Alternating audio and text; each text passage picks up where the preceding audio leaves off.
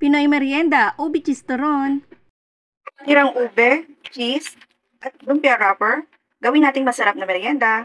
Doon po sa mga nagtatanong, ito po yung ginagamit ko na wrapper. Spring roll wrapper po ito. Nabibili po ito sa grocery. Ayan, inisa-isa ko na pong tanggalin para mas mabilis po. Bali, maglalagay na po ako dito ng ube.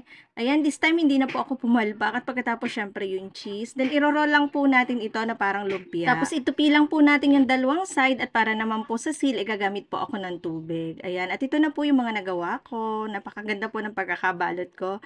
At ready na po tayo magprito. Ayan, nagpainit na po ako ng mantika.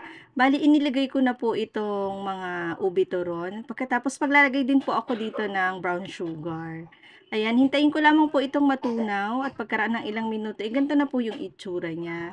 Ayan, at pwede na po natin siyang i-flip hanggang sa maging golden brown po sila at okay na po yan. At pagkaraan po ng ilang minuto ay ready to serve na po agad-agad ang ating masarap na merienda topped with sesame seeds. Ayan. Sana nagustuhan nyo po ito. Perfect po ito sa kape. Thank you po sa panonood. Bukas po ulit. Bye-bye!